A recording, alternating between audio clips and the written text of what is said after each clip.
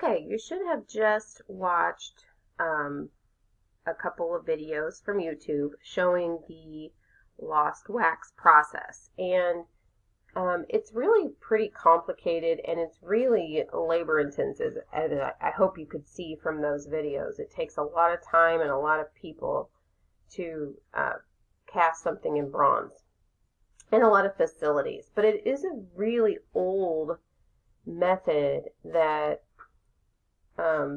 can be done in a more primitive way, not like that first video where you have the huge facilities and, massive kilns built and things like that. It can be done in a more primitive way, in a more simplified way. And there's a few tweaks you can make to change it up a little bit. So looking at this diagram, drawn out illustration of the process,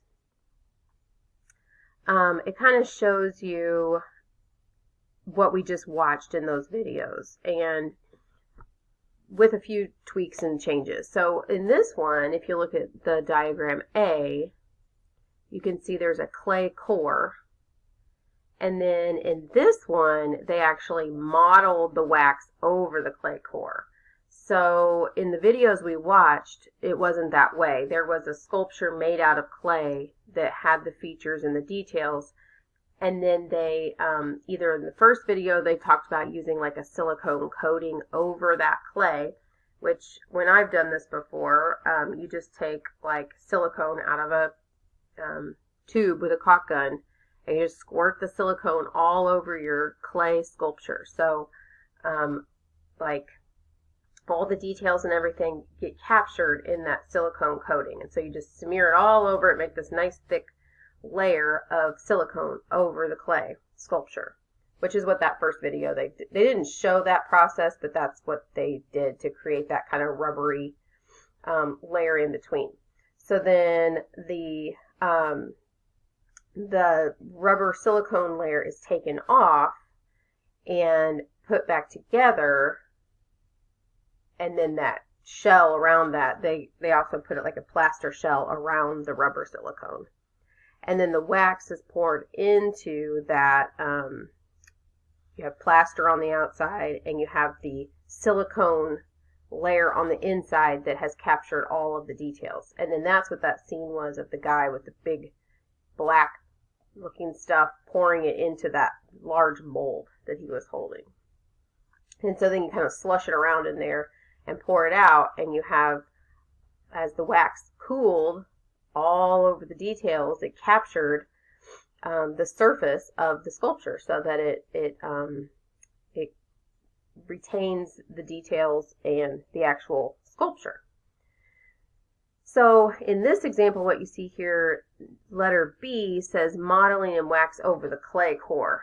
They use the wax as the modeling material. So it kind of blends those two steps together, and you end up with a face on this particular one that has been, the wax itself is the modeling material. That's what they use to model the sculpture of the face. Then, as you can see, they in the diagram C, they added all those wax rods to hold the thin layer. See if I can point to it with the, might help to do that. This thin layer of wax that you see around here, around the clay core, that is what you see here. That's the face layer, okay? Then they attach these rods made out of wax. They're just long, skinny wax rods that sculptors have, and the tips are melted like you saw in the video, and they're just stuck on there.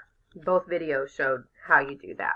And again, the reason why is because this is going to be poured, the wax is going to melt out of this thing, and the bronze is going to be poured in liquid into that cavity, that negative space that will happen once the wax melts out.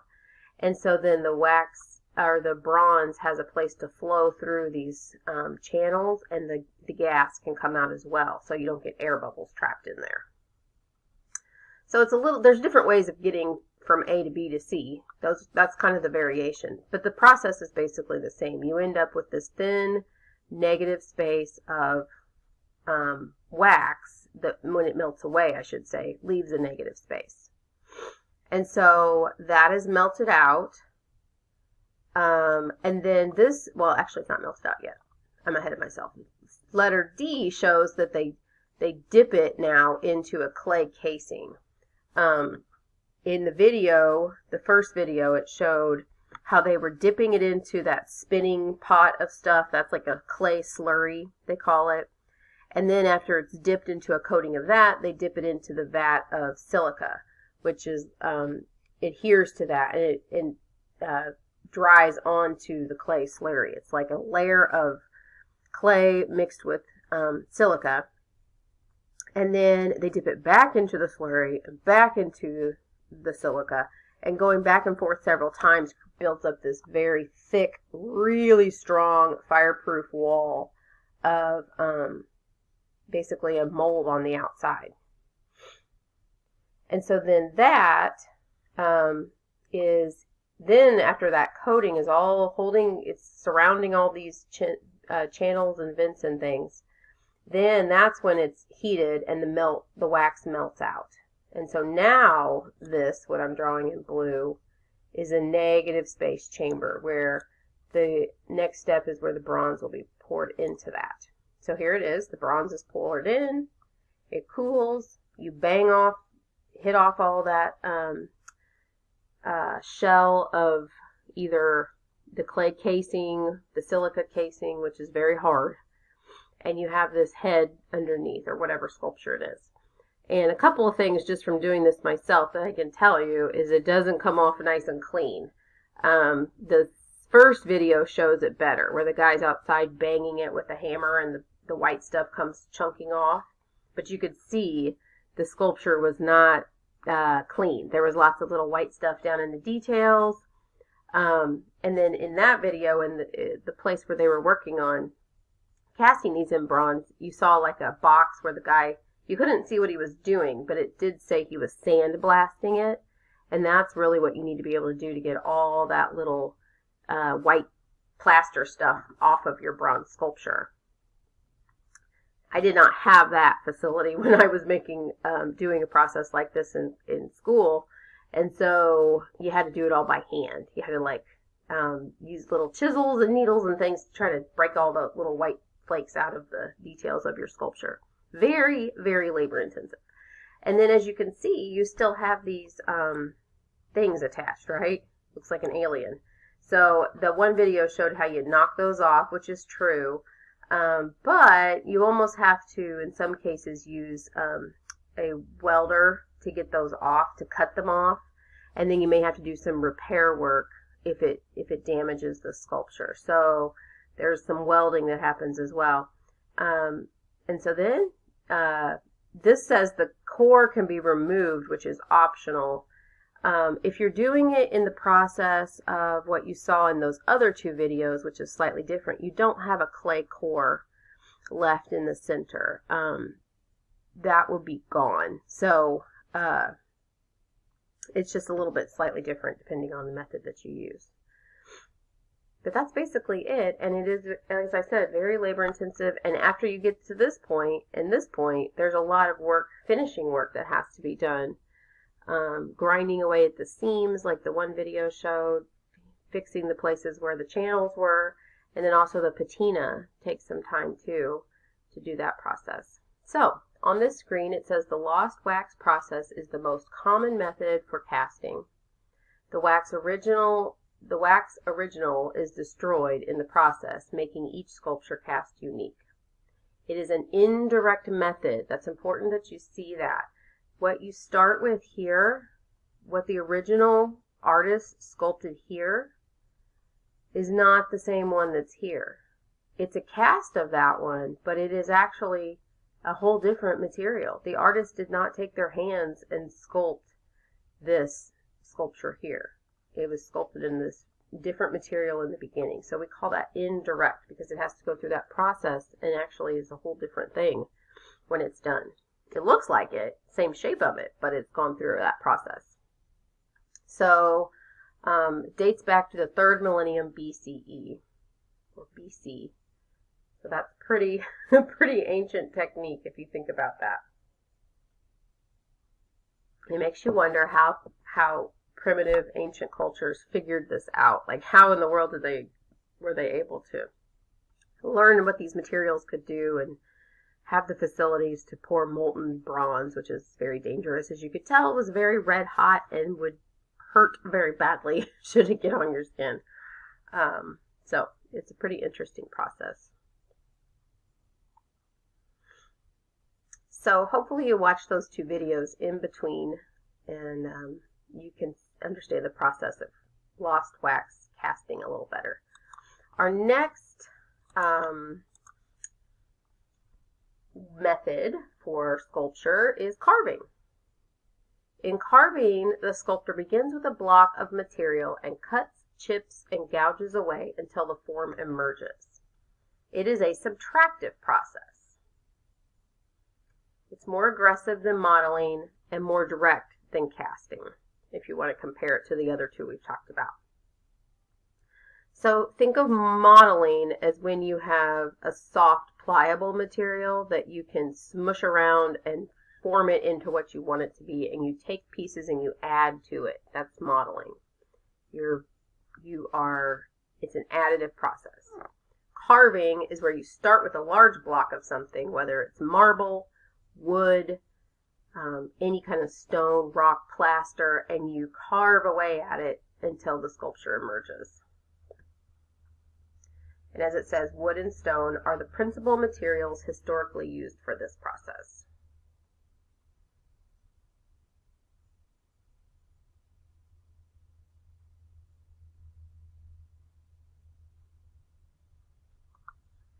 So here's an example of a wooden sculpture. Now, wood was primarily used, this is like from the Middle Ages, 1495.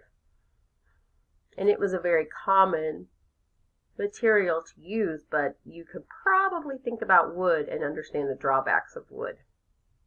It is not as durable. It's susceptible to rot, decay, water, bugs. All those things can damage wood, so it's not as durable as marble, stone, things like that. But this would have been one chunk of wood, like a log, like a tree, and the artist just slowly chips away. They have to like almost visualize what's underneath the surface of the wood and work out finding the forms, thinking very three-dimensionally as they carve away.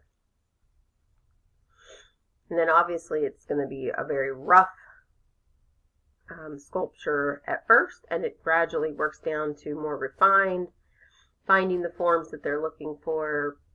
And then even in this case, look how finely sanded it is and very smooth. The surface is very smooth. But this shows lots of texture, like we talked about, with an element of art. The hair of baby Jesus, the folds of the fabric. And also creates light and shadow, which is what we talk of with value. So this is a three-dimensional form, right? Three-dimensional in sculpture in the round. You can walk all the way around it. But you can see where the artist purposely creates these shadowy, deep areas that creates shadow.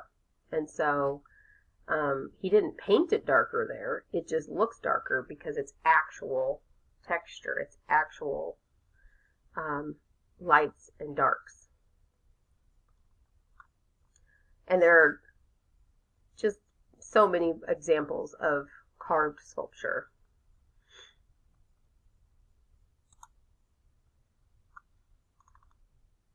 Okay, and this one, the last method that we're going to talk about is assembling.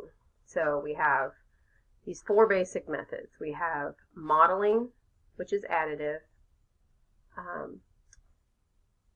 We have casting, which is an indirect process that we don't really talk about it being additive or subtractive. It's just one material gets switched out for another, basically. However, in the beginning, when you think about casting, something had to be modeled or created in the beginning. So the original, let me just flip back really fast, make sure you understand this. The original sculpture, this one, could be made in any of those methods. It could be made in a subtractive, where you started with a stone and you carved away to find the sculpture. That would be subtractive carving. Or it could have been, like in this case, mottled wax is the material they used. So they added the wax and then sculpted it, added some more wax and sculpted it till you get the sculpture you want. So this is, the original sculpture could be additive or subtractive, but going through this process of casting is just neither. It's just switching it out. This one is a completely different material than the original, and that's why we call it indirect. Okay, so back to assembling. Assembling is taking individual pieces, segments, or objects and putting them together to form a sculpture. It is an additive process. So hopefully you're marking each one of these 4 processes, whether it's additive, subtractive, or neither.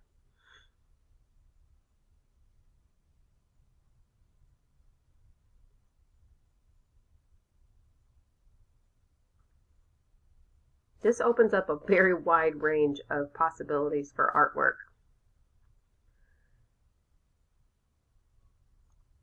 And I'm just going to show you this one example, which is just one of the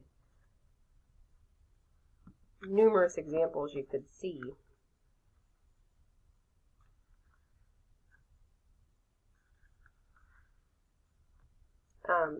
Basically, you take pieces of something and you combine them together. You put them together and it creates a sculpture. It can be different materials. It can be all the same material. In this case, the wheelbarrow that you see at the bottom is actually part of the sculpture as well. So that would be a part, that's like your base, but it's part of the sculpture. And you have this sort of coffin-shaped thing sitting on top of it made out of wood, and then all the wooden pieces that have been attached to that. So that's an example of an assemblage. So I'm just going to show you, I'm just going to hover over my screen of just Googling assemblage, and you can see some of the very interesting things that people make. You know, the materials might be speaking about it. It might be just using the materials to convey a certain message. It doesn't matter what the materials are. They're just using those to create a look or a certain aesthetic that they want to portray. But other times, like, certain materials are very important in what they're trying to say. Like this one with the little bottle here and the music in the background and the domino. Those are probably all very a form of iconography, like we talked about before, where the objects symbolize something else. So it's a popular form of art, way to create art. Some is good, some is not good, but it's just a way for people to be creative and use materials in a sculptural way that is not necessarily traditional. So, like, take a look at that one. Just all the different materials that are used there, combined in whatever way. You know, glue, there's just all kinds of ways, probably primarily glue is a way to hold an assemblage together, but nails and screws and different things. There's, like I tried to express, just infinite ways you can create an assemblage.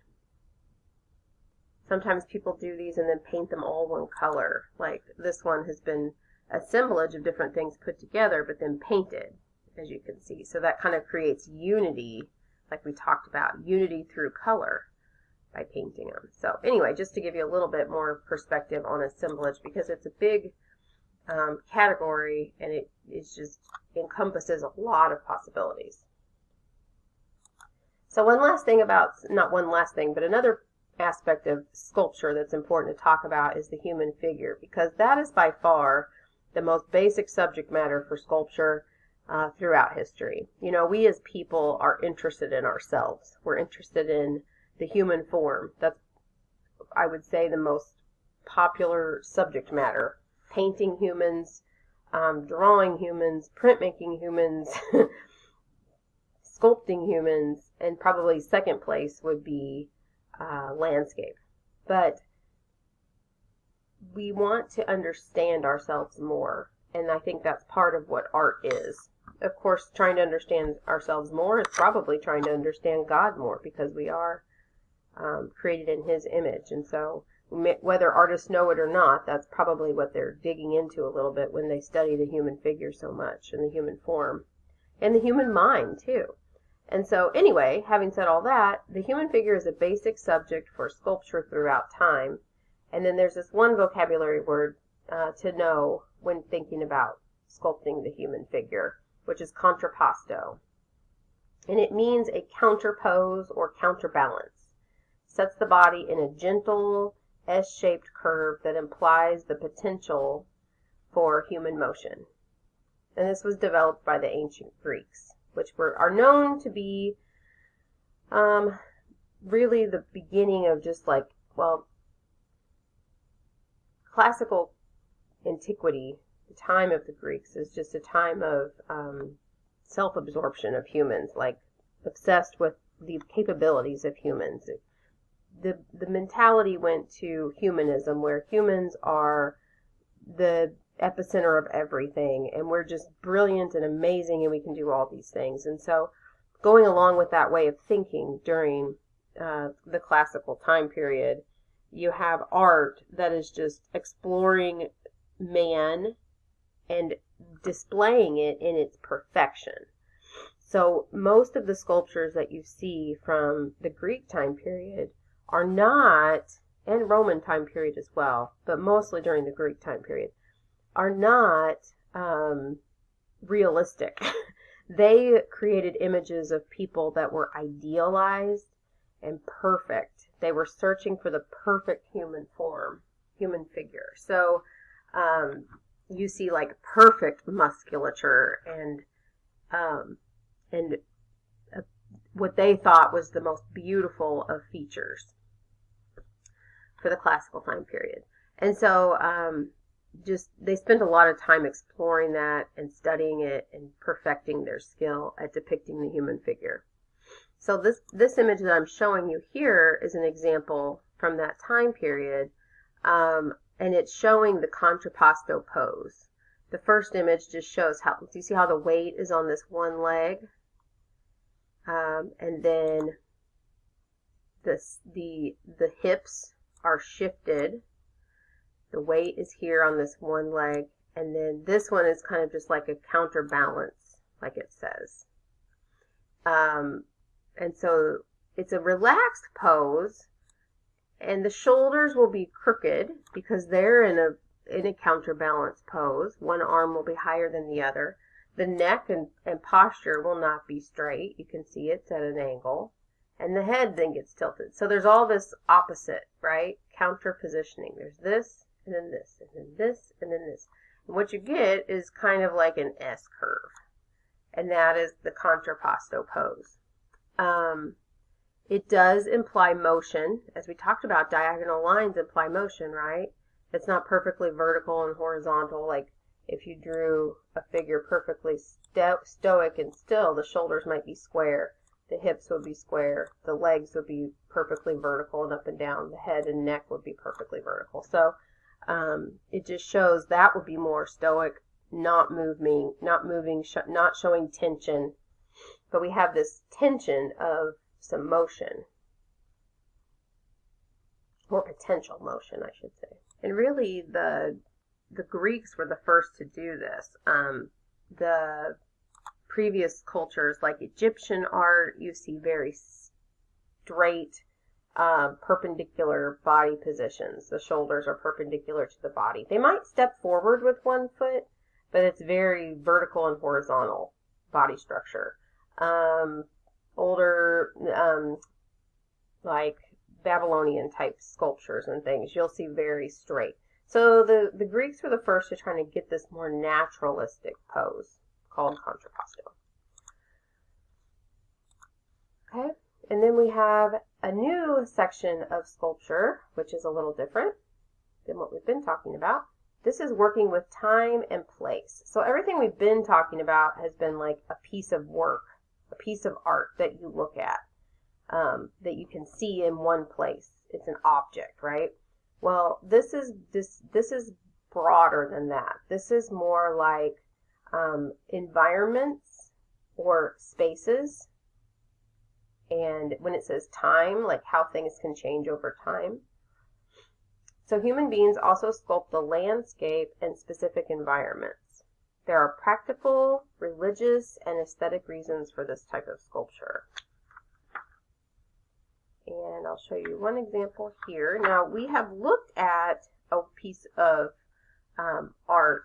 It was Maya Lin's sculpture of the outdoor sculpture, not the Vietnam Memorial, but when we were talking about rhythm, I showed you a picture of a landscape where she had built up hills, and when you step back and look at it, it looks like these big waves. She was like creating the essence of water waves at the ocean in the land, if you recall that one.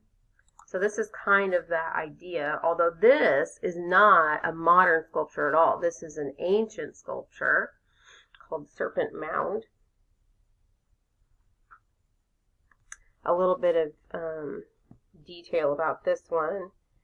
It's one of the most famous earthworks, we call them earthworks, in the United States, located near Locust Grove, Ohio. For almost 5,000 years, numerous Eastern American peoples built large-scale earthworks as burial sites and ceremonial centers. Serpent Mound was long thought to have been formed by the Hopewell people during the early centuries of our era. Recently, however, scientific methods suggest a date of around 1070 CE, or AD, Common Era, long after the decline of the Hopewell culture. Serpent Mound contains no burials, and one archaeologist has suggested that the mound may have been created in response to a celestial event in the sighting of Halley's Comet, which flamed through the skies of 1066. So this wasn't necessarily created for artistic aesthetic means, but perhaps based on some celestial event like Halley's Comet by a not sure what culture. We know it was long after the decline of the Hopewell culture. It wasn't a burial ground, though there have been other places like this found that are burial grounds. We have one in the Cahokia Mounds in Illinois, are an ancient culture that created these big mounds that were burial grounds. So that's kind of a local one, close to Missouri.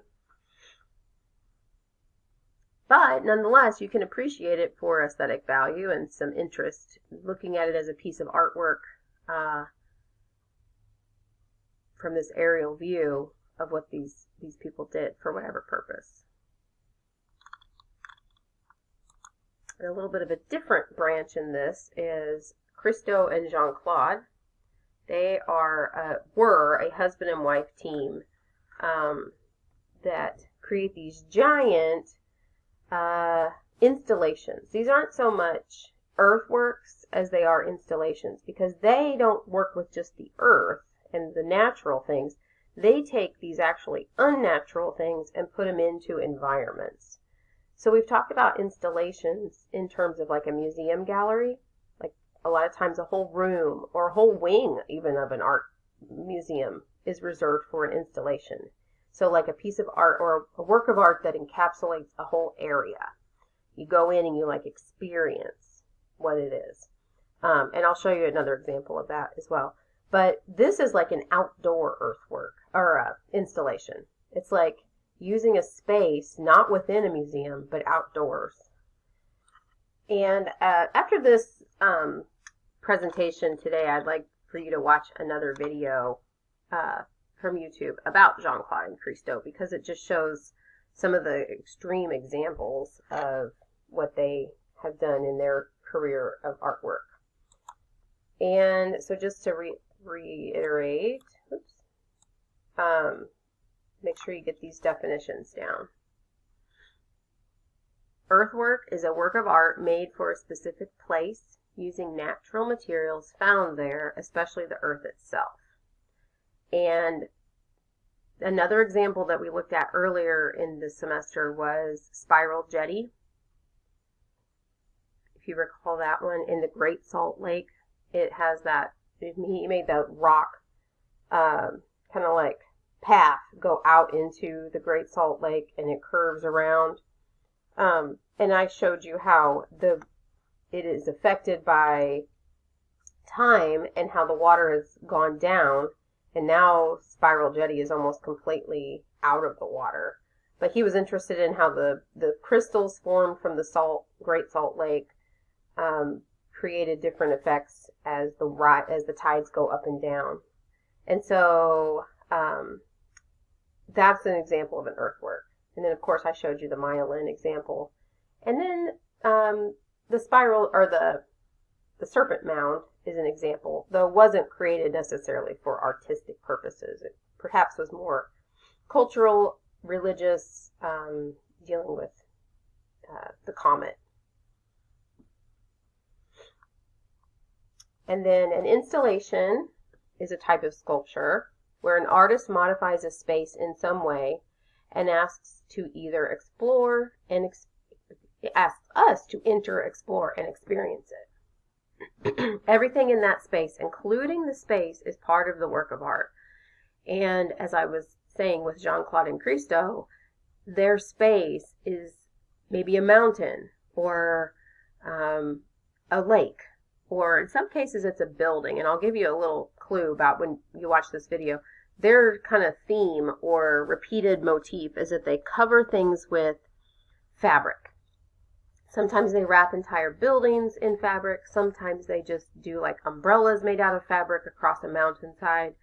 The picture I showed you, let me go back to it, I should have described it, is actually in Central Park in New York, and they put up this series of like just banner flag things all throughout the Central Park. But their career is interesting, so we'll watch that video on that. And then I would like to show you one more artist that does earthworks to kind of help you see an example of that. I'm just going to, I just Googled Andy Goldsworthy. He is a really famous artist for doing his earthworks. And he goes into nature and just looks at something and looks at sticks or leaves or whatever interests him at the time, and he just starts playing with it, really. He just starts playing with nature. And I just have this put onto Google Images here of his work, and it's amazing if you look at some of the detail of it. If you ever get time, look into his work. He spends hours in nature just creating these very interesting, unique sculptures made out of 100% natural materials. He doesn't use, if I'm correct, I think I'm correct, he doesn't use any kind of nails or glue or anything. It's all done just through balance and putting things together very carefully and meticulously. So it's incredible. All the color you see that he does, like some of these that have more color, like this one, that's all natural. He just finds things and puts them together in a way to create these beautiful color schemes, like these blue rocks down here, this one. So he's creating value, he's creating design and an element of art, right? But he's doing it through just found things in nature and then putting them in that order, and it creates that value scale. Just take a second to look at these. His work is so interesting, I think. This one, creating these sticks hanging in midair. I don't know what he used to hang those, but again, I think it's always natural materials. He'll use ice and do really crazy things with, like this. Spend time getting that to be suspended in the tree.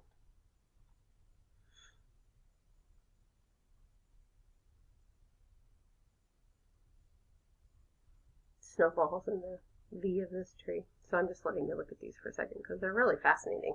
I think he's a cool artist. Okay, so back to our screen here, and then I wanted to show you another couple of examples of installations.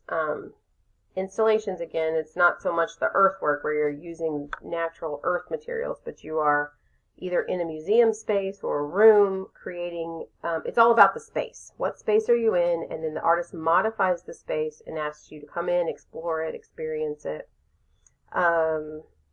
When we were looking at, I forgot the name of the company that makes the like walking people that look all interesting in the computer arts chapter. If you recall, there were some installations there where you would go into a space in an art museum and look at the work of art. Also, way back, along with the idea of computer arts, was the whirling dervish, when we were talking about time and motion as an element of art. That would be an installation where you walk in and you are standing in the midst of that sculpture, and it's happening around you, and you're kind of experiencing it. So here on my screen is a variety of installations, and you can just see these are spaces within museums where you are to go into them and encounter what you see. Some of them are just objects that you like walk around and walk through, like this one. You just kind of walk into that space. But some are more interactive. Let me move over to this one. This one is clearly like you have to walk into that space and look around. So that's a very interesting experience, I'm sure. See all the details of that. You actually walk through it and you can experience what that feels like. That is a massive wooden installation. But there's lots of other kinds too. Like, sorry to keep moving my thing up. There's an example of like you walk through this, and I'm sure there's sounds being played. This is a sensory type installation. Just, you can imagine all of the many, many possibilities that there are. So that's just to give you some visuals for the wide range of installations that there are. So the last thing today is to watch this video on Jean-Claude and Christo that your teacher will play for you. And then, like I said, we have one more chapter for media, different types of art that artists make, before we begin our brief road down the history of art.